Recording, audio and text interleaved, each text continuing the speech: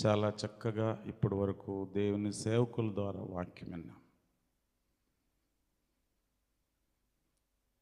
ఇప్పుడు దాకా మాట్లాడినటువంటి దైవజనులాగా నేను దైవజనుని కాదండి. ఒక నరహంతకుడిని, ఒక దుర్మార్గుడిని. ఇక్కడ నుంచొని మాట్లాడడానికి కూడా నేను అర్హుడును కాదని నాకు తెలుసు. ప్రియులారా, నిజంగా నేను మధ్యరాత్రి ఎప్పుడు హెచ్చరికైనా ప్రభు దగ్గర కూర్చొని ఏడుస్తూ ఉంటాను. ప్రభువా, నాలాంటి వాడు కూడా నీకు అవసరమా అని. కాబట్టి ప్రియులారా, దేవుడు ఎందుకు మనుషులను ప్రేమిస్తున్నాడు, పాపులను ప్రేమిస్తున్నాడు? ఎందుకు ఆయన దేవాది దేవుడు అయ్యుండి కోటాను కోటి దేవదూతలతో, కెరబీలతో, శరాఫీలతో, పరిశుద్ధులతో పూజించబడుతున్నట్టు అతని ఈ లోకానికి వచ్చి బలి పశువుగా మారిపోయి నీకోసం నా కోసం శిలువ మరణం పొందినంతగా తను తాను తగ్గించుకుని, అవసరం లేదు, ఏంది అవసరం, మీరేం డిస్టర్బ్ చేయొద్దు, వద్దు, నాకు చాలా బాగుంది ఇది, మీరు కూర్చోండి వినండి. ఎందుకు అంత ప్రేమ మానవుని పట్ల? ఈ భూమి మీద 84 కోట్ల జీవరాశులు ఉన్నాయని మనం చదువుకున్నాం, చదువుల్లో, బైబిల్లో కాదు. ఈ 84 కోట్ల జీవరాశుల కంటే ఎక్కువగా మానవులైనటువంటి మనల్ని ఎందుకు దేవుడు ఎంతగా ప్రేమించాడు? తన సన్నిధిలో ఉన్నటువంటి దేవుని దేవదూతలు, కోటాను కోటి దేవదూతలు, ఒక్కడు అవిధేయుడై అతనితో పాటు కొన్ని కోట్ల దూతలు వెళ్ళిపోతున్నప్పుడు కూడా ఆయన బాధపడలేదు, వాళ్ళకు సువార్త చెప్పలేదు, వాళ్ళ కోసం శ్రమించలేదు. ఏమండి, మనుషులైనటువంటి మనల్ని ఎందుకెంత ప్రేమించాడు? ఇప్పుడు మనం చాలాసార్లు ఈ లోకంలో ఎన్నో వార్తలు వింటుంటాం. అబ్బాయి అమ్మాయిని ప్రేమించింది, అమ్మాయి అబ్బాయిని ప్రేమించింది అని, ప్రేమించాడు అని. ఎలా ప్రేమిస్తారు? ఓ కన్ను లేకుండా మూతిలాగా పట్టుపోయి, లేకుంటే బాగా వెండిపోయి ఎమకలు ఉండి ఇలాగుంటే నేను ప్రేమిస్తాను అంటాడా? ఎవడైనా అంటాడు అలాగే? చెప్పండి. చాలా అందంగా, లేకుంటే డబ్బు పరంగా, లేకుంటే జ్ఞానపరంగా ఉంటే ప్రేమిస్తాం అంటారు. ఒకసారి మీకు తెలుసలేదు, ఒక మిస్ యూనివర్సిటీ అని ఒక అందమైన అమ్మాయి, ప్రపంచంలో అలాంటి అందమైన అమ్మాయి ఎవరు లేరని ఆమెకు మిస్ యూనివర్సిటీ అని చెప్పారు. ఆమె వెళ్ళి ఒక అదేంటి కూసు దేశస్తుడిని, ఒక ఆయన్ని నేను పెళ్లి చేసుకుంటానని అడిగిందంట.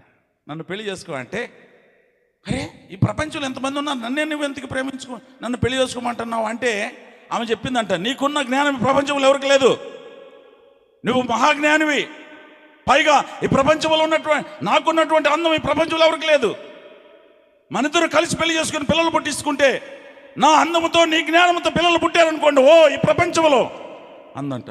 అవునా? ఒకవేళ నా అందముతో నీ జ్ఞానంతో పుడితే ఆయన అన్నాడంట. అర్థమవుతుందా? కాబట్టి మనల్ని ఏ పనికి రానటువంటి మనుష్యులు ఎవరైనా పనికి వస్తారా? బైబిల్ చెప్తుంది, భూమి మీద నీతిమంతుడు లేడు, ఒక్కడనూ లేడు. ఇది మళ్ళీ అపార్థం చేసుకోవద్దు. నీతిమంతుడు లేడు, ఒక్కడు లేడు అంటే మనం కూడా నీతిమంతులు కాదు, నీతిమంతులు కాదని కాదు. క్రీస్తు రక్తములో కడగబడినటువంటి వాడు మాత్రమే నీతిమంతుడు అవుతాడు. క్రీస్తు రక్తము లేకుండా భూమి మీద ఎవరు నీతిమంతులు కాలేరు. అర్థమవుతుందా? కాబట్టి దేవుడు మనల్ని ఇంతగా ప్రేమించి, ఇంతగా ఆదరించి, ఇంతగా సంరక్షించి, మనల్ని ఎన్నుకొని తన ప్రాణము కంటే ఎక్కువ ప్రేమించాడండి. తన అందానికంటే, తనకున్న సమస్తము కంటే ఆయన ఎక్కువ ప్రేమించి సిలువలో ఆయన నీకోసం నా కోసం రక్తపు ముద్దగా మారిపోయాడు. ఒకరెవరైనా ఇలాగ చేలు పట్టుకొని పైన కర్ర పట్టుకొని లేకుంటే ఒక దేవుని పట్టుకుని అలాగా ఎంతసేపు ఏలబడగలరు చెప్పండి చూద్దాం. ఏమన్నా ఒక అరగంట సేపు ఏడపాలగట్రా? ఆయన ఉదయం 9 గంటలకి సెలవేస్తే సాయంకాలం 3 గంటల వరకు 3 మేకుల మీద బ్రతికి ఉన్నాడు ప్రియుల. 6 అవర్స్, 6 గంటల సేపు ఆయన రక్తం అలాగా స్లో కారిపోతా ఉంది. 6 గంటల సేపు మాట్లాడుతూనే ఉన్నాడు. అలాంటి రక్షకుడు ఈ ప్రపంచంలో ఎవరైనా ఉన్నారా? ఆయన అంటున్నాడు, ఆయన చెప్పిన బోధలు ఈరోజు మనకు అర్థమవుతున్నాయా? అర్థమైతే ఒక్కటి చెప్తాను, ఎవరైనా యేసయ్య బోధన అర్థం చేసుకుంటే యేసయ్యలాగా అయిపోతాం.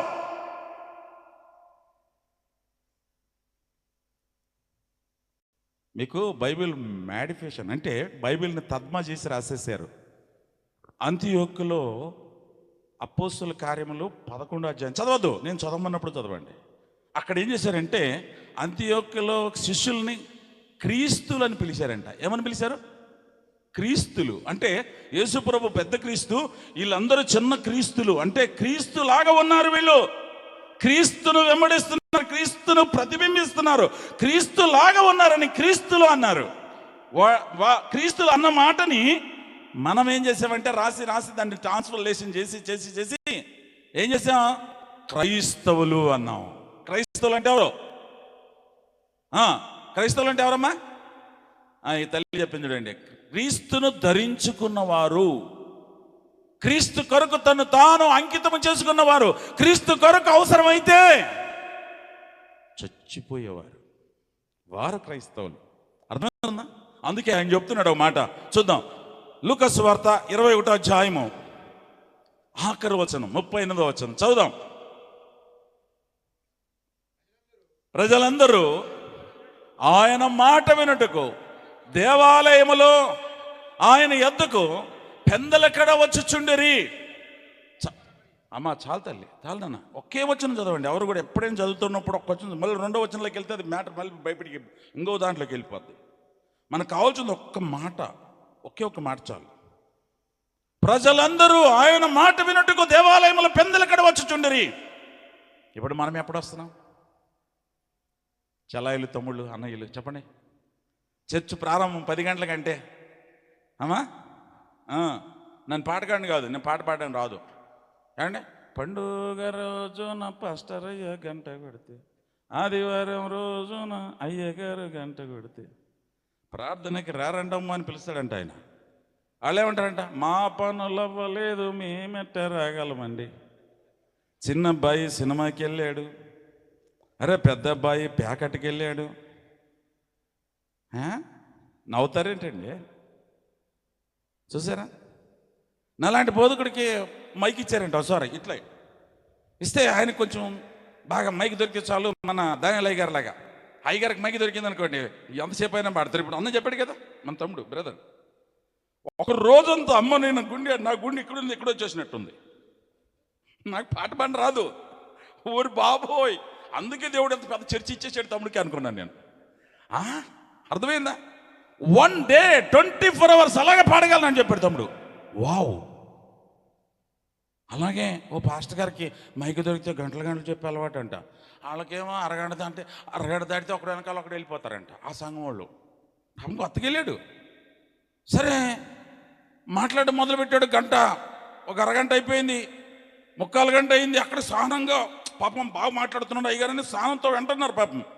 ఇక ఈయన గంటకు వచ్చేటప్పటికి ఒక వెనకాల ఉన్న ఒకళ్ళు అందరూ వెళ్ళిపోయారంట. ఒక ముసలమ్మ టే కూర్చుందంట, కదలతలేదు ఆవిడ. ఈయనకేమో ఒక ఆత్మరక్షణ మోజితే పరలోకంలో విందు జరుగుతుందని ఇంకొక గంట చెప్పాడంట. ఇంకొక గంట చెప్పేటప్పటికి ఏమైపోయింది, చివరికి కోట ముగించాడు. అమ్మా తల్లి, నీవంత దండ్రాలివి, దేవుడు నిన్ను ఆశీర్వదించింది కాక.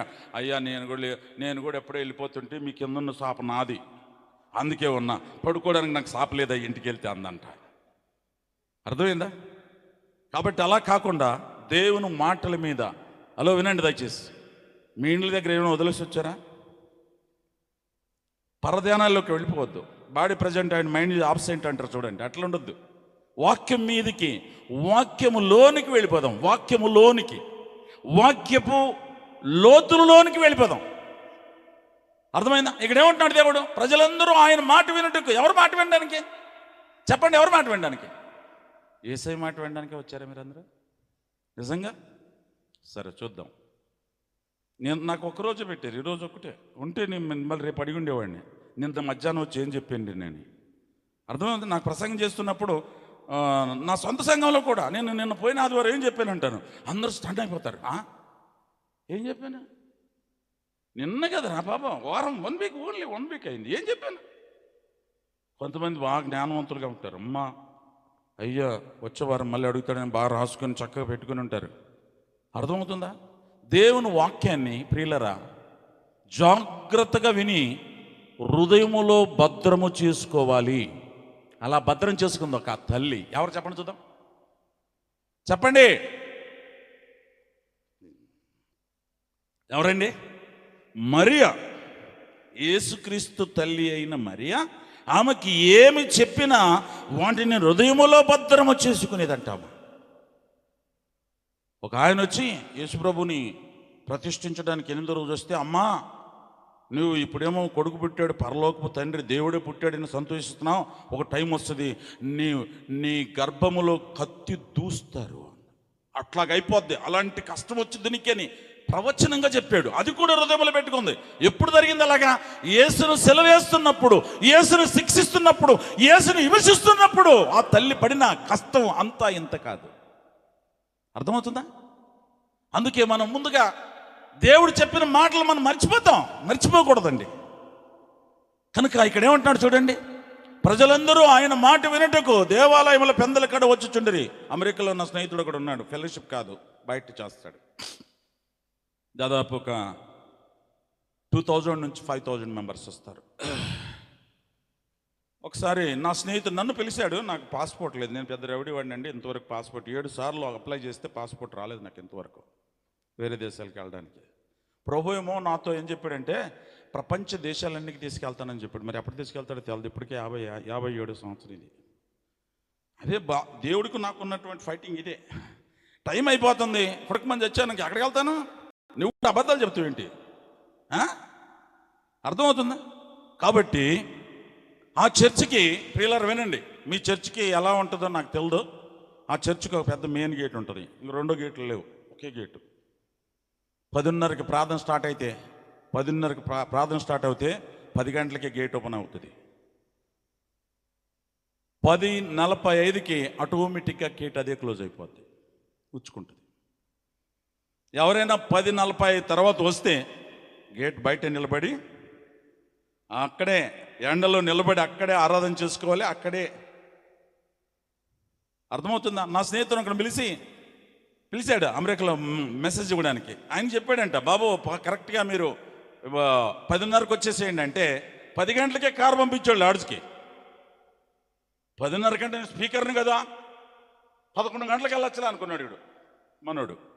ఏమైంది అక్కడ చెప్పండి? కారులో ఏసీలు అట్లా పెట్టాడు అంతే. మనోడు ఏసీలో కూర్చొని అక్కడున్న సేవకుడే బోధించాడు ఆ రోజు. ఆ బోధ ఇతను విని వాపసు వచ్చేసాడు. 100 రిట్రీట్, ఒకే మెసేజ్. అర్థమవుతుందా?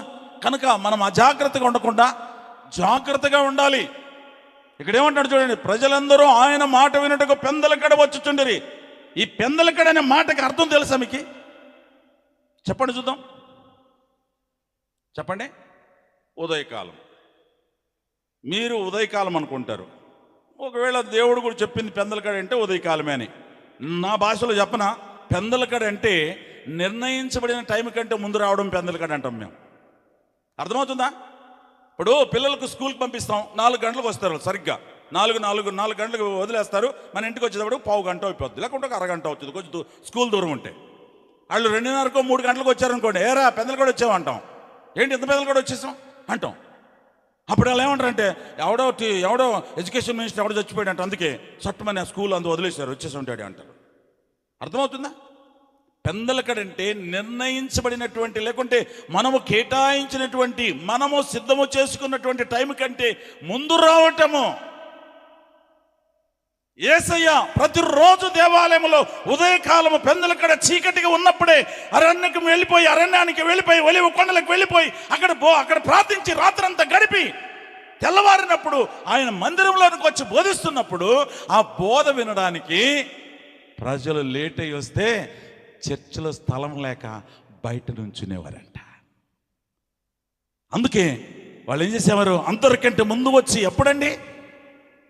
తెల్లవారుజామున 4 గంటల కంటే ముందు.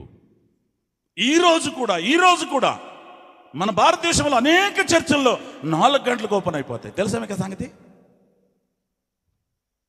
మరొకటి, కొరియా దేశం వెళ్ళామనుకోండి, అక్కడ పాల్ ఎంగిచో లేకుంటే డేవిడ్ ఎంగిచో అని చెప్పి పేరు మార్చుకొని పరలోకానికి వెళ్ళిపోయాడు గొప్ప దైవజనుడు. ఆయన చర్చ్ ఈ రోజుకి ఉదయం 4 గంటలకే ప్రారంభం అవుతుంది. అర్థమవుతుందా?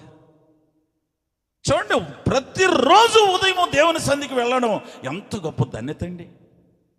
అలా రోజు ఉదయం 4 గంటల కంటే ముందు వెళ్ళిపోయి దేవుని మాటలు వినేటటువంటి వీళ్ళు ఎంత భాగ్యవంతులు. అలాంటి వారితోటి దేవుడు మాట్లాడుతూ ఉన్నాడు. వారు వెళ్ళి ఆయన మాటలు వినడానికి వెళ్ళారు. ఎందుకు వెళ్ళారు చెప్పండి? ఆయన మాటలు వినడానికి వెళ్ళారు. వెళ్ళినటువంటి వీళ్ళు వింటున్నారు. ఈరోజు మనందరం వింటున్నామా? ఒకసారి చూడండి, లూకాసు వార్త 9వ అధ్యాయం 44వ వచనం. 9:44. ఆయన చేసిన కార్యములన్నిటినీ చూచి అందరూ, చాలండి అలాగే ఉంచండి దాన్ని, అందరూ ఆశ్చర్యపడుచుండగా, ఆయన చేసిన కార్యములన్నిటిని చూచి అందరూ ఆశ్చర్యపడుచుండగా. మీ ప్రాంతాల్లో మీరు ఉన్నారో లేదో తెలియదు, మా ప్రాంతాలు కర్ణాటకం అండి. ఈ కర్ణాటక వాళ్ళలో కొంతమందికి ప్రతి ఒక్కరికి ఏది ఇష్టం అంటే, వారికి అద్భుతాలు, ఆశ్చర్య కార్యాలు, సూచక కార్యాలు అంటే చాలా ఇష్టం. మనం సువార్త మహాసభలు అని పెట్టామనుకోండి, ఒక్కరు రారు ప్రార్థనకి.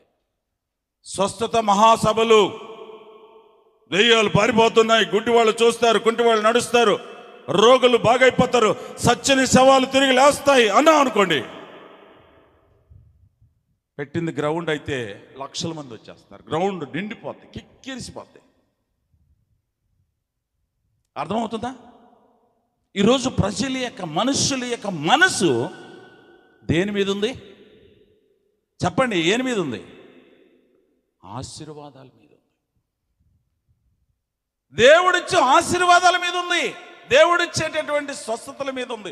దేవుడిచ్చేటటువంటి కార్యాల మీద ఉంది. అందరూ ఆయన చేసిన కార్యాలను చూచి ఆశ్చర్యపడిపోయి, అలా చూస్తున్నప్పుడు యేసయ్య అంటాడు చూడండి, చదువునన్న కిందకి. ఆయన ఈ విని కాదండి, కరెక్ట్ చదవండి, నిదానం చదవండి. ఆయన ఈ మాటలు మీ చెవులలో నాటనీయండి.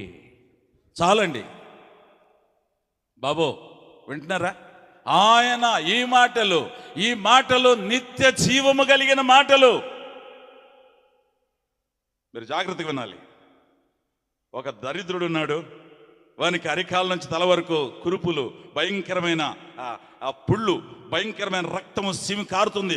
మనుషులు ఎవరు సాయం చేయలేవు. కుక్కలు వచ్చి వాడిని నాకిని. ఒక టైం వచ్చింది, ఆ రక్తము సీముతోటి ఆ రోగములోని ఆ భయంకరమైన స్థితిలోనే చచ్చిపోయాడు వాడు. ఎక్కడికి వెళ్ళాడు చెప్పండి? పరలోకం కాదు. మళ్ళీ మీకు బైబిల్ అర్థం కాకపోతే నేనేం చేయలేను, దండం పెడతాను. పరలోకము పరదేశం ఒకటి కాదు. బైబిల్ బాగా చున్నంగా చదవండి. పరలోకం వేరు, పరదేశి వేరు. పరలోకానికి వెళ్ళింది యేసయ్య ఒక్కడే. భూమి పుట్టింది మొదలుకొని ఆదాము మొదలుకొని ఇప్పటి వరకు ఉన్నటువంటి భక్తులందరూ, చనిపోయినటువంటి పరిశుద్ధులందరూ పరదేశికి వెళ్ళారు. పరదేశి వేరు, పరలోకం వేరు. పరలోకములో తండ్రి అయిన దేవుడు ఉన్నాడు. ఆయన సింహాసనము పక్కన, ఆయన కుడి పక్కన యేసయ్య ఉన్నాడు. కోటాను కోటి దేవదూతలు ఉన్నాయి. అది పరలోకం. పరదేశి పరిశుద్ధులు ఉండే స్థలం. అది ఎక్కడుంది?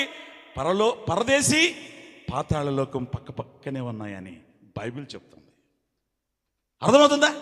కాబట్టి ఈ ధనవంతుడు లేకుంటే ఈ పేదవాడు, ఈ దరిద్రుడు రోగముతో, కుళ్ళుతో, రోతతో ఉన్నటువంటి ఇతని చచ్చిపోయాడండి. దేవదూతలు తీసుకుని వెళ్ళాయంట. ఆయన చనిపోవడానికి ముందుగా పరలోకము నుండి, పరదేశం నుండి దేవదూతలు వచ్చినాయి. లేకుంటే పరలోకం నుంచి పంపించాడు దేవుడు దేవదూతల్ని. వాడిని తీసుకెళ్ళి, వాని ఆత్మని తీసుకెళ్ళి పరదేశంలో పెట్టి రండి అని. కొంతకాలం అయిన తర్వాత ధనవంతుడు కూడా చచ్చిపోయాడు. ఓ మాట తెలుసా, దరిద్రుడు చచ్చిపోయినప్పుడు వాడిని పాత పెట్టారు, లేకుంటే మున్సిపాలిటీ వాళ్ళు లాక్కెళ్ళారో తెలియదు, రాయబడలే అక్కడ. కానీ ధనవంతుడు చచ్చిపోయినప్పుడు వాడిని తీసుకెళ్ళి ఏమండి బంగారు పెట్టెలో, లేకుంటే గంధపు చెక్కలతో చేసిన పెట్టెలో తీసుకెళ్ళి వాడిని పాత పెట్టేశారు. కానీ అతని ఆత్మ ఎక్కడుంది చెప్పండి? అతని ఆత్మ ఎక్కడుంది? పాతాళములో అగ్ని గంధకములతో మండుచున్నటువంటి గుండములో యాతన పడుతా ఉన్నాడు. నేనేమంటానంటే, ఇప్పుడు మీకు ఏం కావాలి? ఈ లోకములో మనకున్న శరీర రోగము పోవాలా, లేకుంటే ఆత్మరోగమైన పాపము పోగొట్టుకొని దరిద్రుల్లాగా పరిశుద్ధంగా బ్రతికితే రోగంలో చచ్చిపోయినా పర్లేదు, పరదేశికి వెళ్ళేది కావాలా? చెప్పండి, ఇప్పుడు ఏది కావాలి మనకి? ఏది ముఖ్యమో? అందుకే యేసయ్య అంటున్నాడు, ఇదిగో ఈ ఆశ్చర్య కార్యాలు చూసి మీ జీవితాలను పాడు చేసుకొని నరకానికి వెళ్ళకుండా మీరు పరలోకంకి వెళ్ళాలంటే ఈ నా మాటలను మీ హృదయములలో నాటుకోండి. మీ ప్రాంతాల్లో బాగా వరి పండిస్తారనుకుంటాను. నేను వస్తున్నప్పుడు అక్కడ వరి ఒక మిషన్ కోస్తా ఉంది. నేను తోలుతాను దాన్ని, ఆ మిషన్ కూడా నడుపుతాను. నేను భూమి మీద ఉన్న ఒక ఫ్లైటు, ఒక ట్రైన్, ఈ రెండే నడపలే, అన్నీ నడుపుతాను. బుల్డోజర్ నడుపుతాను, అన్నీ. ఈ బండి రాదనడానికి లేదు, అంత మేధావి, అంత జ్ఞానం ఇచ్చాడు దేవుడు నాకు. ఓకే, ఎందుకంటే మా పెద్దనాన్న వాళ్ళకి 2-3 అట్లా కోత కోసే మిషన్లు ఉన్నాయి, బుల్డోజర్లు ఉన్నాయి. పెద్ద రైతులు వాళ్ళు. మా నాన్నగారు, అన్నయ్య వారి పిల్లలు. ఓకే, కాబట్టి ఆ మిషన్ చూస్తున్నప్పుడు నాకు చాలా సంతోషం అనిపించింది. ఓకే, సరే మీరు నాటుకునే మీ వరి పండిస్తారు కాబట్టి వరి నార ఏం చేస్తారు చెప్పండి? నాటుతారా? వీళ్ళు నాటేటప్పుడు ఎట్లా నాటుతారు చెప్పండి? చాలా స్పీడ్ మీద మీద మీద మీద మీద మీద మీద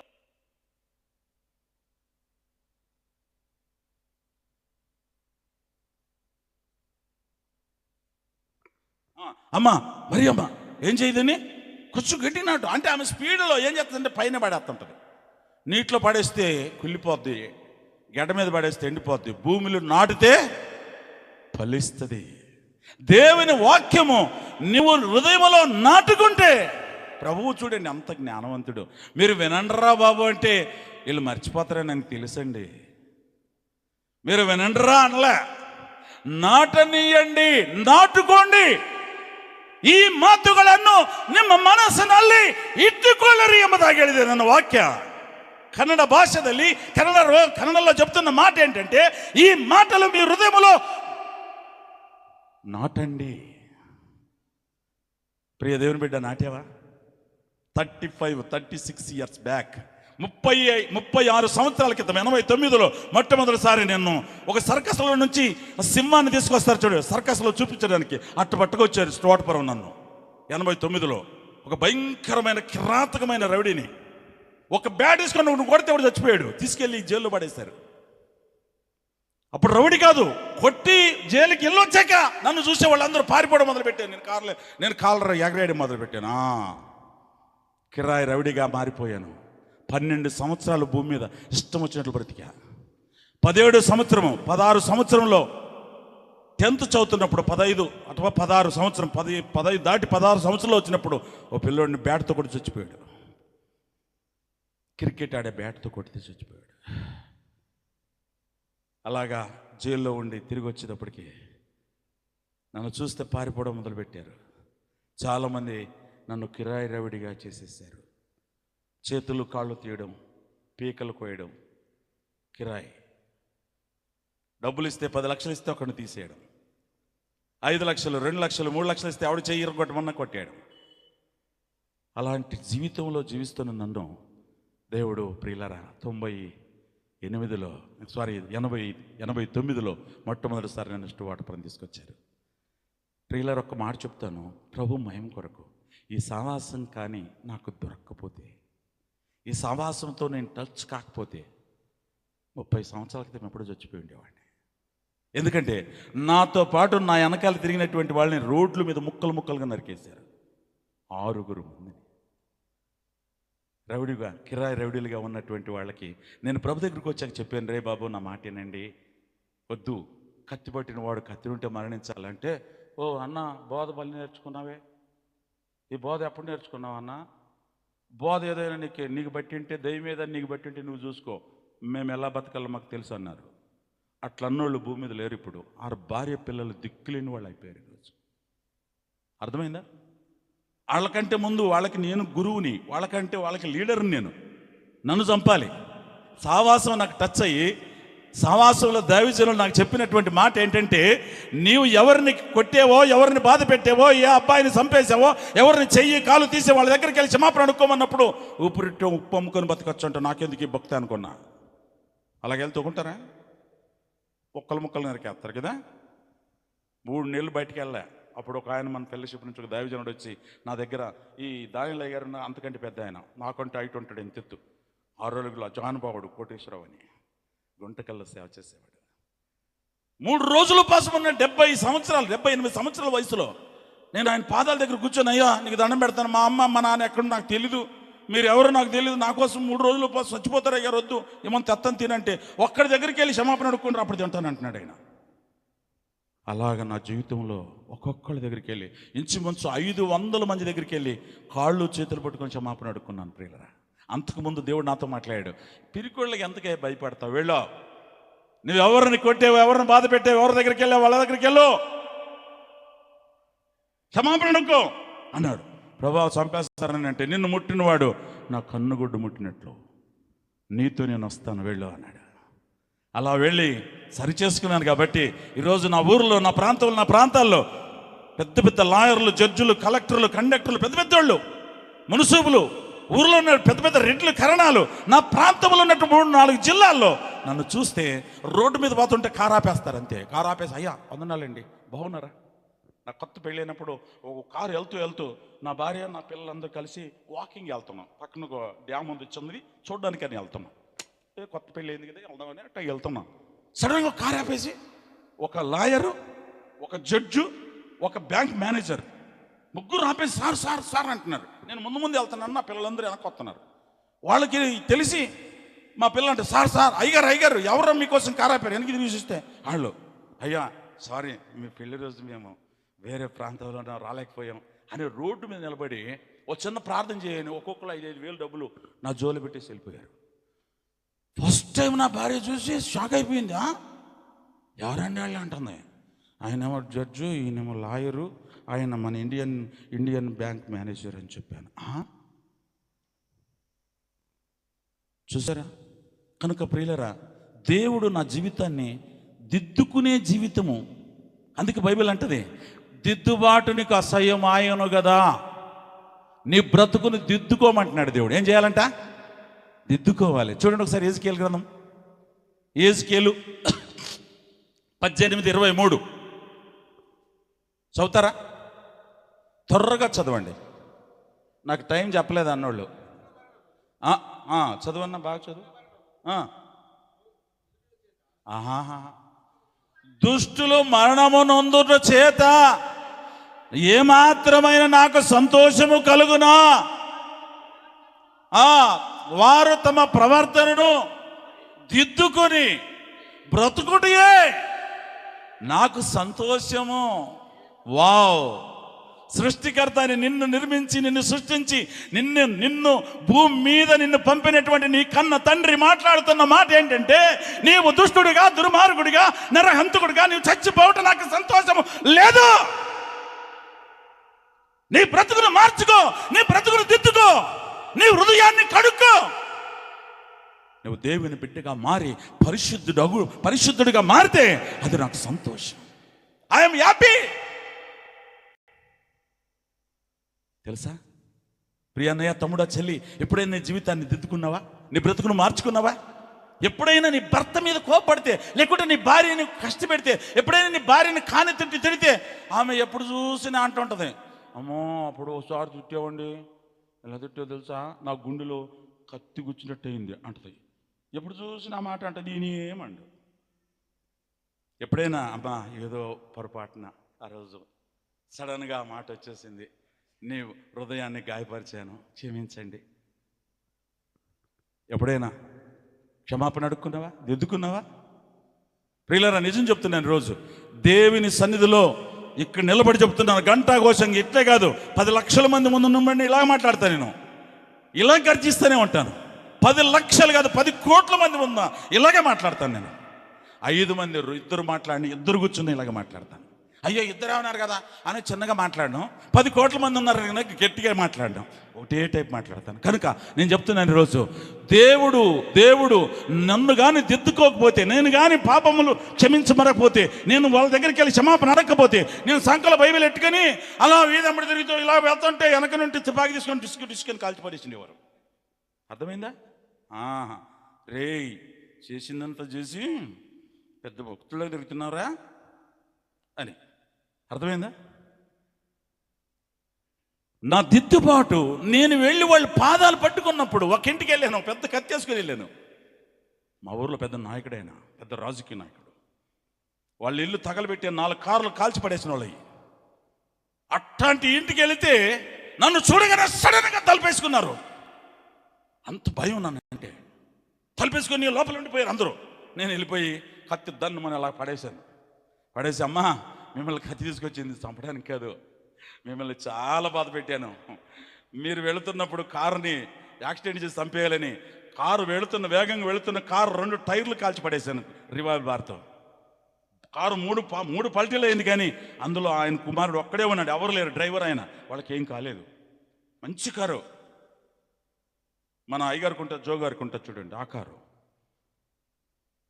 మర్సిడెస్ బెంజ్ కారు. దాంట్లో ఎన్నో బలూన్స్ ఉంటాయి, అవన్నీ ఓపెన్ అయిపోయి వాళ్ళకి లోపల ఏం కాలేదు, కానీ కారు అంతా ముక్కలు అయిపోయింది. అట్లా ఒకరోజు ఇంటికి వెళ్ళాను, ఇంట్లో ఎవరు లేరు, ఇల్లు తగలబెట్టేసాం. 3 కార్లు ఉంటే 3 కార్లు పెట్రోల్ ఓపెన్ చేసేసి తగలబెట్టేసాం. అన్నీ కీడు చేశాను. నేను చేసిన కీడు నన్ను ఎన్నడూ మర్చిపోలేరు మీరు. అందుకే కత్తి తీసుకొచ్చాను. మీరు నన్ను క్షమించగలిగితే ఈరోజే క్షమించండి, జీవితంలో మీకు ఎప్పుడు నేను కీడు చేయను. ఒకవేళ క్షమించడానికి మీ చేత కాకపోతే కత్తి తెచ్చాను, ఇక్కడ నేను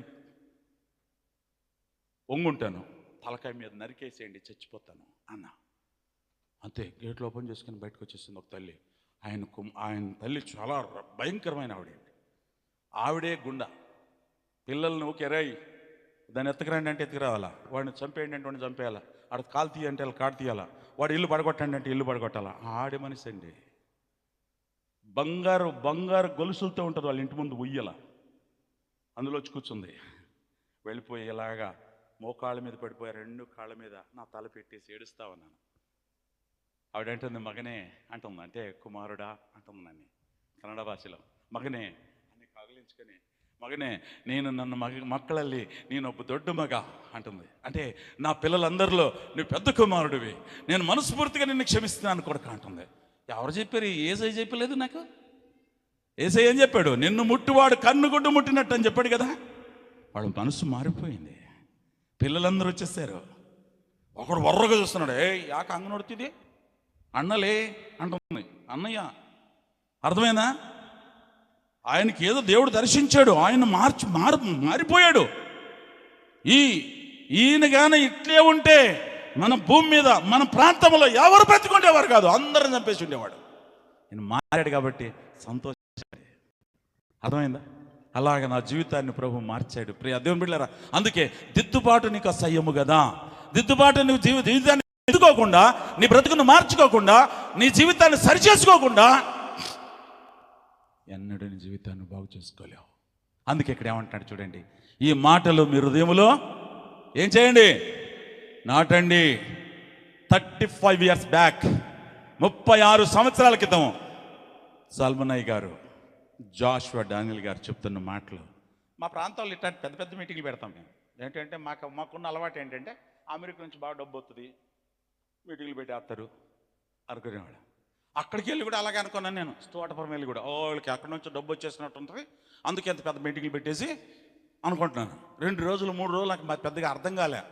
మంగళవారం స్టార్ట్ అయింది, మంగళవారం బుధవారం ఏం అర్థం కాలే. 3వ రోజు గురువారం సాయంకాలం జాషువా డానియల్ గారు వచ్చారు. ఆ రోజు మొట్టమొదటిసారి బైబిల్ క్లాసులో మాట్లాడుతూ సల్మనయ్య గారు సిలువను గురించి మాట్లాడుతూ ఉన్నాడు. నా కళ్ళు 2 మూతపడ్డాయి, నా కళ్ళ ముట్టలు కారిపోతున్నాయి. ఆయన పాట పాడాడు, సిలువమూర్తి. ఇప్పటికి నా చెవులలో ఇప్పటికి ఆయన స్వరం, ఆ పలుకులు, ఆ మధురమైనటువంటి మాటలు ఇప్పటికి కదులుతుంటాయండి. ఆయన స్వరం ఎంత మంచిదండి, ఎంత బాగా పాడేవాడు తెలుసా, కన్నీటితో పాడేవాడు అయ్యగారు. ఆయన నా మొదటి గురువు. ఆయన అలాగ మంచం మీద కూర్చుంటే కింద కూర్చొని కాళ్ళు వచ్చుతూ ఉండేవాడిని. ఆయన దగ్గరికి వెళ్ళి నా ఒంటి మీద 5 ఏళ్ళకి 10 ఏళ్ళకి 10 ఉంగరాలు, బంగారు ఉంగరాలు, ఇంతలా చైన్, 8 తులాలు చైన్ ఉండేది గొంతులో. ఒక పెద్దది 4.5 తులాలు బ్రాస్లైట్ ఉండేది. నన్ను చూసి అయ్యగారు అంటున్నారా, మీ నాన్న కోటీశ్వరుడా అన్నాడు. అబ్బా కోటీశ్వరుడా ఏంటండి, మా నాన్నగారు సేవకుడు అన్న. మరి ఒరే దుర్మార్గుడా, ఒరే రవిడేవాడు, ఇవంతా ఏంటంటే అన్నీ రోలింగ్ చేసినాయి. దిగు దిగు సాపు దిగు దుర్మార్గుడు, సాపు దిగు, నా సాపు నుంచున్నావే అంటున్నాడు. అర్థమైందా?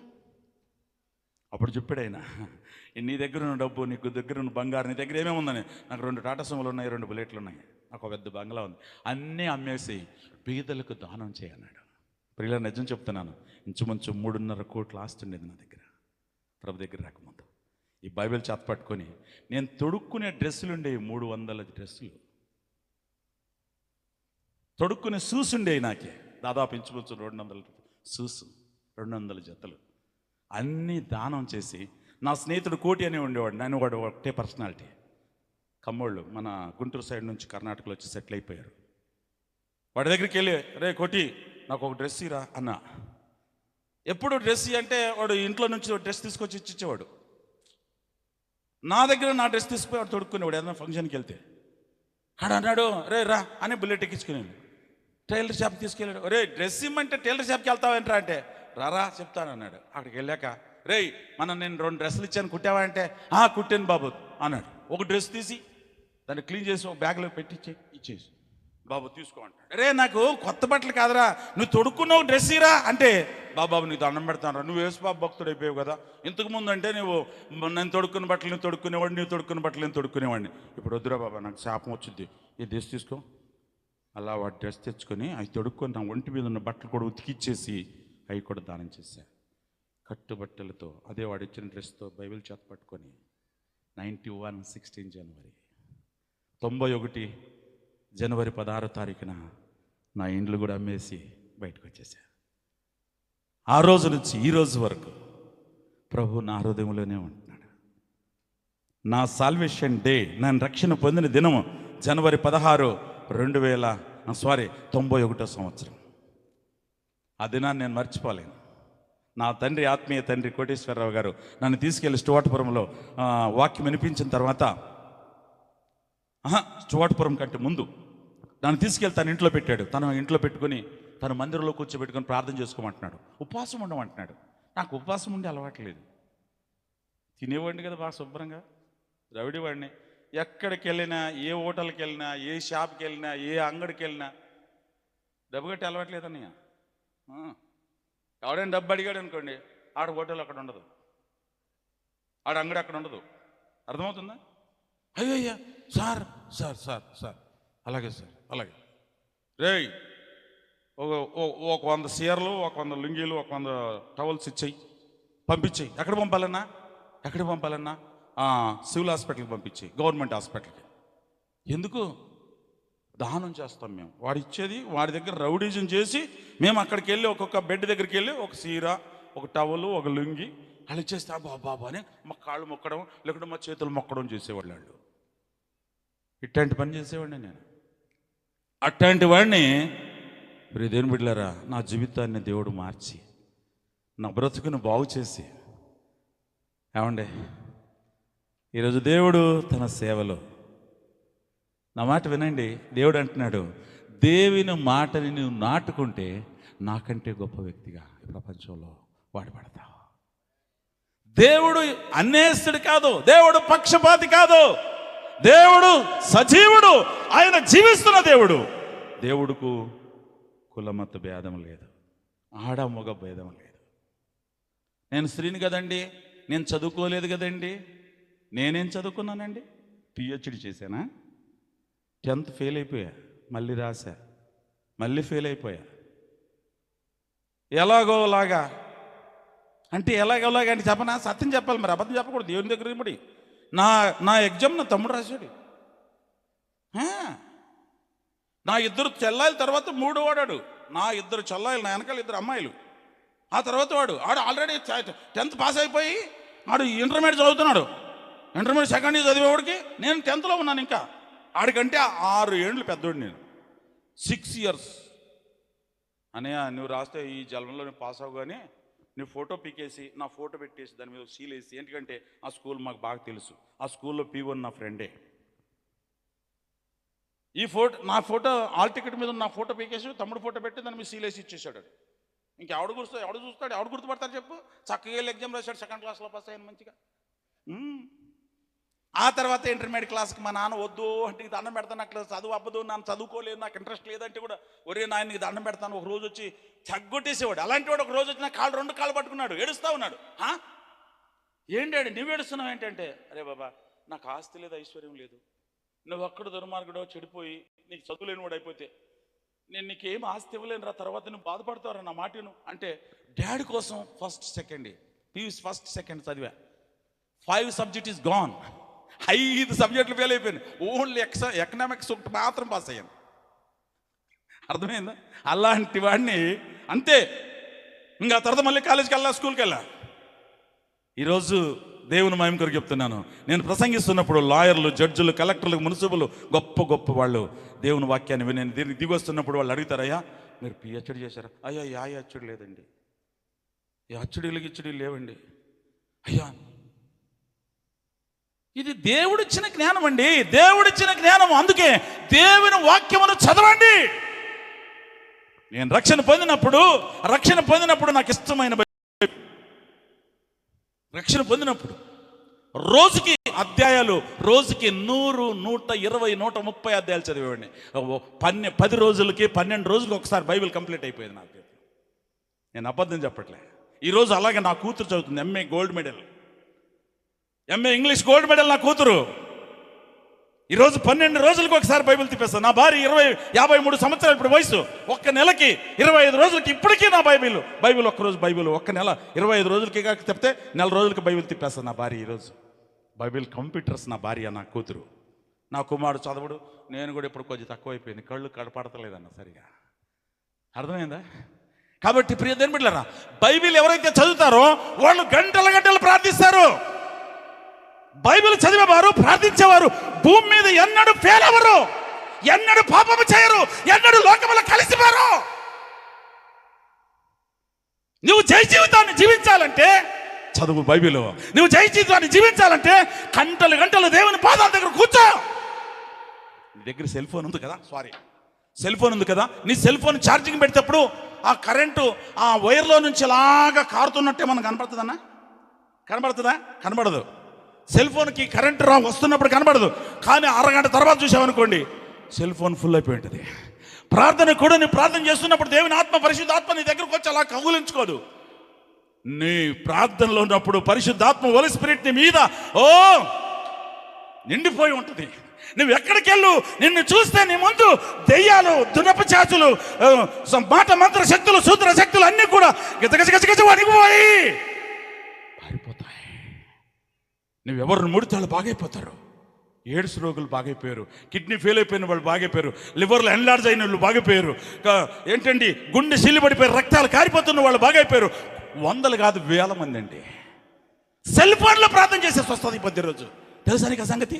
దేవుని మోసే గాడిదిగా, యేసయ్యను మోసే గాడిదిగా నువ్వు ఈ ప్రపంచంలో ఉంటే ఈ ప్రపంచానికి నీవే దేవుడు అని చూపిస్తావు. శాస్త్రక మేషక అబద్ధికులు వలె అలా చూపించగలిగేది నీవు మాత్రమే. యేసయ్యను నువ్వు మోస్తే, యేసయ్యను నువ్వు మోయకపోతే, యేసయ్యతో నువ్వు ఉండకపోతే, యేసయ్యను నువ్వు ధరించుకోకపోతే ఎలా ఉంటావు? అంత అందరికంటే ఆఖరిలో వచ్చి కూర్చుంటావు అక్కడ. ఎప్పుడు చూసినా అట్టే ఉంటారు, అట్టే ఉంటావు. అయ్యా అయ్యగారు, పాస్టర్ అయ్యగారు, నాకు కూడా ప్రార్థన, నా బిడ్డకి పెళ్లి కాలేదండి అంటాం. ఎన్ని సంవత్సరాలైనా బిడ్డకి పెళ్ళి అవ్వదు, నీ అప్పు తీరదు, నీళ్ళు బాగోదు. ఎందుకు? యేసయ్యని ఎంత ధనవంతుడైనా, ఇంత ఐశ్వర్యవంతుడైనా, ఇంత భాగ్యవంతుడైనా, ఇలాంటి సర్వశక్తివంతుడైన యేసయ్యను నువ్వు ధరించుకోలేదు గనక, నీ యేసయ్య మాటలు నీ హృదయంలో నాటుకోలేదు గనక 35 years బ్యాక్ యేసయ్య మాటలు నా హృదయంలో నాటాను.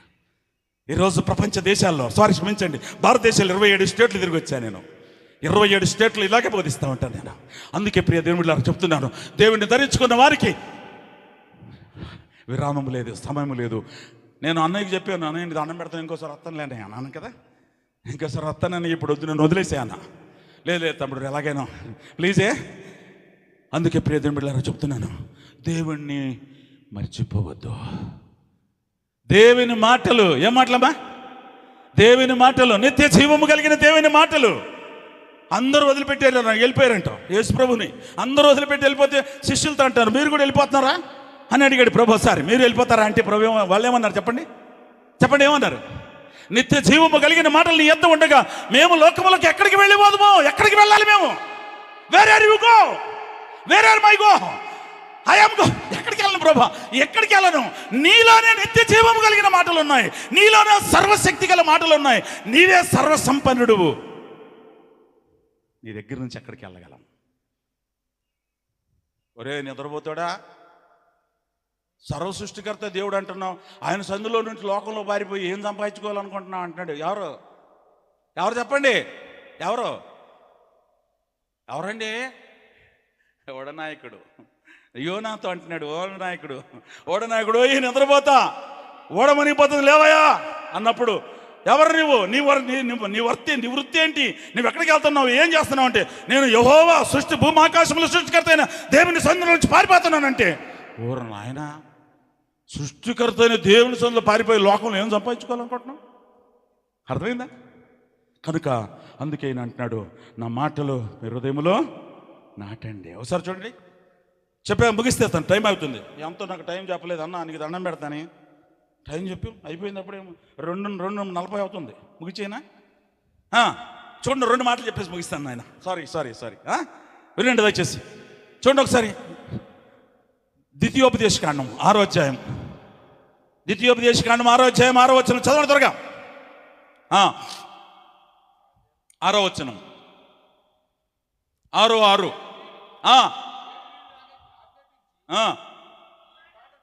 నేడు నేను బోధించుచున్న ఈ మాటలు మీ హృదయములో ఉండవలెను,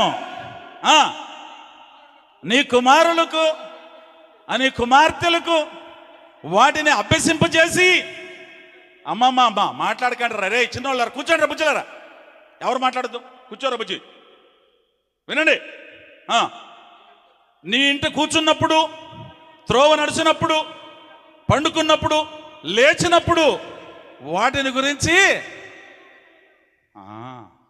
అలా మాట్లాడరేళ్ళు. పాపం పిల్లడు బాగా కష్టపడి బాగా డిగ్రీలోకుంటే పీజీ చదువుతుంటాడు. పీజీ అంటే పోస్ట్ గ్రాడ్యుయేట్ అని, ఎంఏనో ఎంఎస్ఓ చదువుతుంటాడు. ఒరే నాయన నీ చదువు అయిపోయిందా అంటాడు. ఎందుకు డాడీ ఇంకొక సంవత్సరం ఉందంటే, లేదురా మనకు అప్పులు ఎక్కువైపోయినాయి అంటే ఆడుస్తానే అయిపోతాడు. ఆడు చదవడు, ఇంకా నేను ఎక్కడైనా ఉద్యోగం చూసుకుంటాను లేదు డాడీ అంటాడు. ఆడు బాగా చదివేసి ఎంఎస్సీ చదివి, లేకుంటే ఐఏఎస్ చదివి, ఆడు కలెక్టరో లేకుంటే ఏ ఇంజనీరో ఏ డాక్టరో ఏ ప్రొఫెసరో అయిపోయేవాడిని ఇక్కడికి అడ్డంగా కోసేస్తారు మధ్యలో. ఈ విశ్వాసం లేనటువంటి తల్లిదండ్రులు పిల్లల్ని పాడు చేస్తారండి. దయచేసి చెప్తున్నాను, తల్లిదండ్రులైన వారు మీ సమస్యలు కానీ, మీ భార్యాభర్తల గొడవలు కానీ బిడ్డల మీద కొట్లాడకండి, బిడ్డల ముందు మాట్లాడకండి. మీకున్న అప్పుల గురించి కానీ మీ బిడ్డల ముందు మాట్లాడకండి. భార్యాభర్తలు మాట్లాడే మాటలు బిడ్డలకు వినకూడదు. అర్థమైందా? మీ బిడ్డలకి ఏం చేయాలి? మీరు ఏం నేర్పాలా? జీవము కలిగిన ఈ మాటలు నేర్పండి అని ప్రభు చెప్పితే లోకం గురించి చెప్తారు. ఇప్పుడు అప్పులున్నాయి, కష్టాలున్నాయి, బాధలున్నాయి, లేకపోతే ఆ ఇంటోడు ఈ ఇంటోడు వాడు ఈడు ఎవడు చదివితే మనకెందుకురా బాబా?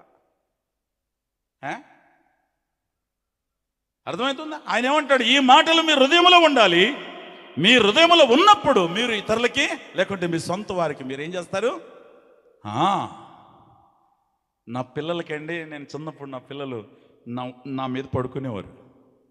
నా ఇద్దరు పిల్లలు, వాళ్ళకి దేవుని వాక్యాన్ని బోధించేవాడిని. ఈరోజు నా బిడ్డ బోధిస్తే, మొన్న దాదాపు ఒక 2 సంవత్సరాల క్రితం నేను ఆంధ్ర సువార్త చెప్పడానికి వాక్యం చెప్పడానికి వెళ్ళాను. ఆదివారం కూడా అక్కడే ఉంచేసుకున్నారు వాళ్ళు. అయ్యా మీకు దండం పెడతాం, మీరు మళ్ళీ దొరకరు కానీ మీకు దండం పెడతాం, ఆదివారం ఉండిపోండి అంటే మా భార్యకి ఫోన్ చేస్తే ఆవిడ నన్ను తిట్టేసింది. తిట్టకుండా తిట్టేసింది. వెళ్ళిపో, ఎక్కడికైనా వెళ్ళిపో, మేమేం వస్తాంలే అంటుంది. 2 చర్చిలు, మరి ఏం చేయాలి? ఆవిడ ఒక్కతే కష్టపడాలి, అక్కడికి ఇక్కడ 30 కిలోమీటరు. ఆ ఎండలో వెళ్ళిపోవాలి కదా. అప్పుడు కారు లేదు నాకు. కారు ఉన్నింది, కొంచెం రిపేర్లో ఉంది, పాత కారు ఉన్నింది. కానీ ఆ రోజు సడన్గా, అమ్మ నువ్వు ఉండు, నేను ప్రార్థన, మా బిడ్డ మారు మనసు పొంది రక్షణ పొందింది. నా బిడ్డ చెప్పిందంట, అమ్మ నువ్వు ఉండు, నేను చూసుకుంటానులే ప్రార్థన అందంట. ఆ రోజు మెసేజ్ ఇస్తే ఫస్ట్ టైం సంఘము పరవశించేసింది. నా పిల్లలందరూ ఫోన్ చేసి, అయ్యా రేపటి నుంచి నువ్వు ప్రసంగం వద్దయ్యా. చిన్నమ్మ గారు బాబా అంట, అయ్యి బాబోయ్ మాట్లాడుతుంటే సంఘం అంతా ఏడ్చేసింది అయ్యారు. అబ్బాబాబాబాబాబా. నేను వెంటనే నా ఫోన్పే ఓపెన్ చేసి 1000 రూపీస్ కానుక, ఎక్కువ లేదు, ఉంటే ఒక 5000 10,000 పంపించుండేవాడిని. 1000 రూపీస్ నా బిడ్డ అకౌంట్కి పంపించగానే పాపం మా చూసుకోలేదు. మళ్ళీ ఫోన్ చేశాను, డాడీ ఎలాగున్నా? బాగున్నాను డాడీ ఈరోజు నేను సారీ డాడీ, మీ అనుమతి లేకుండా నేను వాక్యం చెప్పాను. ఓ నా అనుమతి అక్కర్లేదు, పరలోకపు తండ్రి అనుమతి ఉంటే చాలు అన్న. అనగానే చిన్న కానుక పంపాను ఆఫరింగ్. ఎందుకు డాడీ అన్న? మెమరీస్ ఉండాలి కదా. నేను మొట్టమొదటి రోజు ప్రసంగించినప్పుడు మా సొంత తండ్రి గారు నాకు 1000 రూపాయలు కానుక పంపాడని చెప్పుకోవాలి నువ్వు సాక్ష్యం చెప్తున్నప్పుడు. అర్థమైందా? ఈరోజు నా కూతురు ఒక మంచి స్పీకర్. అర్థమవుతుందా? నా భార్య మొదలు నుంచి, నాకు పెళ్లి కాకముందు నుంచి లేదు. అర్థమవుతుందా? నీవు నడిచే నీ పిల్లలకు నడిపించాలి, నీ పిల్లలు నడవాలి. అందుకే ఇక్కడ అంటున్నాడు దేవుడు, నీ హృదయంలో ఉండాలి. ఏముండాలి? దేవుని మాటలు అంటున్నాం చూడండి. మాటలంటే ఏంటి చెప్పండి చూద్దాం. మాటలంటే వాక్యం అంటే యోహాను 1:1 చదవద్దు. 1:1 ఏమంటుంది? ఆది యందు వాక్యం ఉండెను, వాక్యము దేవుని యొద్ద ఉండెను, వాక్యము దేవుడై ఉండెను. ఆ వాక్యం అయ్యున్న దేవుడు నీలో ఉండాలి అని దేవుడు చెప్తున్నాడు. చూడండి, కొలస్సీలకు రాసిన పత్రిక 3వ అధ్యాయం ముగించేద్దాం. అదొక మాట చెప్పేసి ముగిస్తాను నేను. కొలస్సీ 3:16 చదవండి తొందరగా. కొలస్సీ 3:16 చదువుతారా? సంగీతములతోనూ కీర్తనలతోనూ ఆత్మ సంబంధమైన పద్యములతోనూ ఒకరికి ఒకడు బోధించుచు బుద్ధి చెప్పుచు కృపా సహితముగా మీ హృదయములలో దేవుని గూర్చి గానము చేయుచు సమస్త విధములైన జ్ఞానము చేత క్రీస్తు వాక్యము మీలో సమృద్ధిగా నివసింపనీయుడి. మీలో క్రీస్తు వాక్యమై ఉన్న దేవుడు మీ హృదయాల్లో నివసించనివ్వండి. వాక్యమైన దేవుడు మీ హృదయాల్లో ఉన్నాడా? అమ్మా ఈరోజు చెప్తున్నాను విను. దేవుడు వాక్యమైన దేవుడు నీలో ఉంటే నువ్వెవరిని ప్రార్థించమని అడగవు. నీ దగ్గరికే నీ పొరుగు వాళ్ళందరూ నీ దగ్గరికి వస్తారు. 100% చెప్తున్నాను. నీ దగ్గరికి నువ్వు సేవకురాలు కాదు, నువ్వు ఒక విశ్వాసవి. కానీ నీ అక్కపక్కలు ఉన్న వాళ్ళందరూ నీ ప్రార్థన మీద ఆధారపడతారు. అమ్మ అక్క ప్రార్థన చేసి స్వస్థ అయిపోద్దురా, అక్క దగ్గరికి వెళ్ళి ప్రార్థన చేసుకో. మన మరియమ్మక్క ఉంది కదా, ఆ మార్తమ్మ, ఆమె ఎలిజబెత్ ఉంది కదా, ఎస్తేరు ఉంది కదా, ఆవిడ దగ్గరికి వెళ్ళు. అర్థమవుతుందా? కనుక ప్రియ దేవుని బిడ్డలారా, దేవుని వాక్యము అయ్యున్న దేవుడు నీలో నివాసము చెయ్యాలి. నివసిస్తున్నాడా? చెప్పండి. దేవుని వాక్యము నీలో నివసిస్తుందా? దేవుడు చెప్తాడు చూడండి, ఇక్కడ కాదు, దేవుడే చెప్తాడు. ఏమంటాడు చూడండి, నేను మీలో ఉంటాను అంటాడు. యోహాను 14. నేను ఇలా చెప్పుకుంటూ పోతే తెల్లారిపోద్ది. అదొక మాట చదవండి, దైత్యాన్నం పెడతానే. అదొక మాట. 14:17 వచనం. యోహాను సువార్త 14:17 వచనం. లోకము ఆయనను చూడదు, ఆయనను ఎరగదు, గనుక ఆయనను పొందనేరదు. మీరు ఆయనను ఎరుగుదురు, ఆయన మీతో కూడా నివసించును, మీలో ఉండును. కీప్ ఇన్సైడ్ అంటే మీలో నివసిస్తాడు. ఎవరు? దేవుడు నీలో నివసిస్తాడు. నీ దేహము దేవునికి ఒక ఇల్లు అంట. దేవుని ఇల్లు అంట నీ హృదయం. ప్రేమైన చెల్లి, తమ్ముడు, అన్నయ్య, నిజంగా ఆ పవిత్రుడైన దేవుడిని నీ హృదయం అనే ఇంట్లో పెట్టుకున్నావా? ఉన్నాడా? ఉండకపోతే ఈ మధ్యాహ్నం అడుగు, ప్రభువా నాలో ఇంకేదో కలుషితం ఉంది, కల్మషం ఉంది. నువ్వు అడగకుండగానే ఆయన వస్తాడంట. నువ్వు అడగక్కర్లేదు, నువ్వు ఎతకక్కర్లేదు. చాలామంది పడి పడి ప్రార్థన చేస్తుంటారు. ఎందుకు చేస్తారంటే వాళ్ళు హృదయం కడుక్కోరు, పాపాలు ఒప్పుకోరు, దిద్దుకోరు, ఏడుస్తూ ఉంటారు. ఈ రోత లోపల పెట్టుకొని బయట ఏడిస్తే ఎవడొస్తాడే బాబాయ్, దండం పెడతాను మీకు. ఈ బైబిల్ చెప్తుంది, నేను చెప్పట్లే. బైబిల్ ఏముంటుందంటే, రక్షింపనేరుకున్నట్లు నా చేతులు కొరచ కాలేదు, విననేరుకున్నట్లు నా చెవులు మందం కాలేదు, మీకు నాకు మీ పాపములు. సామెతల గ్రంథం 28:13 అతిక్రమం దాచిపెట్టువాడు వర్ధిల్లడు, వాటిని ఒప్పుకొని విడిచిపెట్టువాడు. ఎక్కడండి మనం కదా? అందుకే హృదయములో దేవుడు అంటాడు చూడండి ఒకసారి, అక్కడే తల్లి, అక్కడే యోహాను సువార్త చదివే కదా, 23 కూడా చదువమ్మా, ముగించేద్దాం. యేసు, ఒకడు నన్ను ప్రేమించిన ఎడల వాడు నా మాట గైకొనును, అప్పుడు నా తండ్రి వారిని ప్రేమించును, నేను వాని యొద్దకు వచ్చి నేనును నా తండ్రిని వాని కరెక్ట్ చదువునాను, ఇంకోసారి చదువుని. గైకొనును,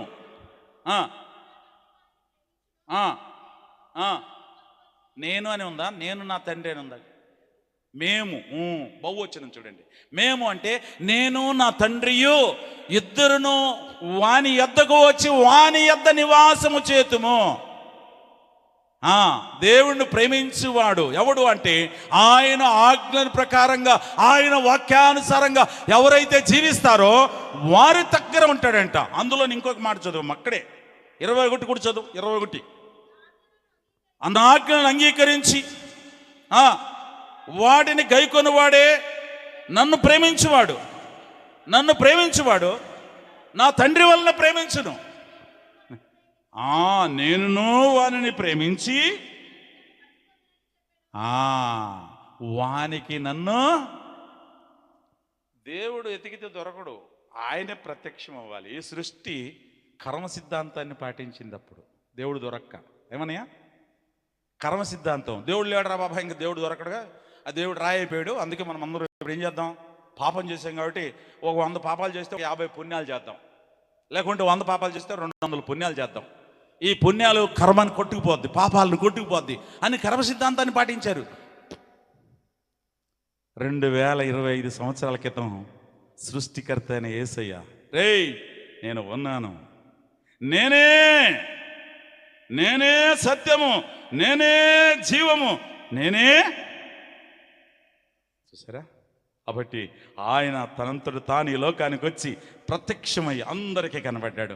ఆ రోజు కనబడిన ఆయన ఈ రోజు వరకు ఆయన కనబడుతూనే ఉన్నాడు. అనేకులు కనబడుతున్నాడు, అనేకులతో మాట్లాడుతూ ఉన్నాడు. ఇక్కడ కూర్చున్న దైవజనులు అడగండి, దానిలే గారిని అడగండి, ఎన్నిసార్లు మాట్లాడలేదు అనుకో. ఇప్పుడు అన్నోళ్ళు చెప్పారు కదా, చచ్చిపోవడానికి రెడీగా ఉన్న వాళ్ళకి దేవుడి దగ్గర వచ్చి దేవుడు వచ్చి ఏం చేశాడు? నువ్వు చచ్చిపోవు, మరణం వెళ్ళిపోయింది, నువ్వు బతుకుతావు. అర్థమైందా? కాబట్టి ప్రియ దేవుడు చెప్తున్నాను, సృష్టికర్త అయిన దేవుడు, బైబిల్ చెప్తుంది, కన్నులు ఇచ్చిన వాడు చూడకుండునా, చెప్పండి, చెవులు ఇచ్చిన వాడు వినకుండునా. నీకు చెవులు ఇచ్చాడు కదా, నీ వినడా? కన్నులు ఇచ్చాడు చూడ్డా? మిమ్మల్ని సృష్టించి మిమ్మల్ని బాగు చేసి మిమ్మల్ని ఆశీర్వదించి పెద్ద చేసి అన్ని చేసినోడు మీకు బుద్ధి నేర్పడా? తప్పు చేస్తే శిక్షించడా? కాబట్టి ప్రియ దేవుని బిడ్డలారా, ఆయన చూచుచున్న దేవుడు, ఆయన మాట్లాడే దేవుడు, ఆయన జీవిస్తున్న దేవుడు. ఆయన్ని వెతకాల్సిన అవసరం లేదు. నీవు హృదయాన్ని పరిపూర్ణంగా కడుక్కొని దేవుని వెంబడిస్తే, దేవుని ప్రేమిస్తే, దేవుని వాక్యానుసారంగా జీవించడానికి ఇష్టపడితే ఆయన నిన్ను వెతుక్కుంటూ వస్తాడు, నీతో కనబడతాడు, నీ జీవితాన్ని బాగు చేస్తాడు, నిన్ను ఈ ప్రపంచానికి దీవెనకరంగా చేస్తాడు. దేవుడు ఈ మాటలు మన వినికిడిలో దీవించునుగాక. చిన్న ప్రార్థన చేసే సమయాన్ని మన పెద్దయ్య గారికి, ఆహన్ గారికి ఇచ్చేస్తాను. రండి. పరిశుద్ధుడు అయిన మా పరలోకపు తండ్రి, నీకు స్తోత్రాలు, వందనాలు ప్రభా. మీరు మమ్మల్ని ప్రేమించి తండ్రి, ఇదిగో ఈ పట్టణాన్ని ప్రేమించి నీ దాసులు ప్రభా, మా ప్రియులు నేమియ గారిని, అలాగే ఏలియ గారిని, బిడ్డలను ప్రభు, ఎక్కడో ఆంధ్ర ఎక్కడ, ఈ తెలంగాణ ఎక్కడ ప్రభు, నీ అనాది సంకల్పము తండ్రి, 2000 సంవత్సరాల క్రితం సెలవులోను చనిపోయినప్పుడే ఈ పట్టణంలో నీ పిల్లలు సేవ చేయాలని మీరు ముద్రించుకున్నారు. నీ బిడ్డలను తీసుకుని వచ్చి ఎంత ప్రయాస నాయన. నేను కారులో వస్తున్నప్పుడు ఈ బాబోయ్ ఈ రోడ్లు ఈ ఒక్కరోజుకి నా నడువులు పట్టేసి రోజు ఎలాగెళ్తారు ప్రభా ఈ బిడ్డలని. నా కళ్ళమట నా బాధ, నా వేదన. ప్రభా ఎంత దూరం ఈ అడవిలో ఉన్నటువంటి ఈ ప్రాంతానికి నీ బిడ్డల్ని ఎలా దర్శించావు, ఎలా తీసుకొచ్చావు. ఇది నీ మహిమ, ఇది నీ కార్యం, నువ్వు చేసే గొప్ప కార్యాలు ప్రభు ఇవి. ఇక్కడ ఎన్నో వందల మంది, ఈ ప్రాంతం అంతా, ఈ పరిసర ప్రాంతాలంతా వెలిగించబడాలి. ఇక్కడ అనేకులు నిన్ను కనుగొనాలి, నీతో కలిసి బ్రతకాలి, నీతో కనెక్ట్ అయ్యి నీతో కలిసి ఈ సృష్టికి వారు కూడా సవాలుగా ఇక్కడ కూర్చున్న ఈ బిడ్డలందరూ కూడా నీతో నడవాలి ప్రభు. నిన్ను ప్రతిబింబించాలి. ఇచ్చిన వాక్యం ఫలింపు చేయండి. అయోగ్యుడును చచ్చిన కుక్క లాంటి వాడిని నన్ను కూడా వాడుకున్నారు ప్రభు. నీ బిడ్డలనిద్దరిని వాడుకున్నారు. అయోగ్యుడే నన్ను కూడా నిలబెట్టి వాడుకున్నారు. అందుకొరకై స్తోత్రాలు. ఇచ్చిన మాటలు ఎక్కడ అర్థం కాకుండా మంచి నేలలో పడిన విత్తనాలు వల్ల ఫలింపు చేసి సమస్త మహిమ మీరు పొందమని యేసయ్య నామమున స్తుతించి ప్రార్థించి వేడుకొంచున్నాము తండ్రి. ఆమేన్. మన రక్షకుడైన యేసుక్రీస్తు కృప, తండ్రి అయిన దేవుని ప్రేమ, పరిశుద్ధాత్మనితి సన్నిధి సహవాసం కుడి వచ్చిన మనకును భూమి మీద ఉన్న పరిశుద్ధులకును సృష్టికి సదాకాలము తోడై ఉండి ఆశీర్వదించును గాక. ఆమేన్. అందరికీ వందనాలండి. దయచేసి ఈ రాత్రి ఒక్కటే ఉంటాను. మీరు ఎంతమందినైనా మీ దగ్గర సంబంధికులు ఎవరైనా ఉంటే పిలుచుకురండి.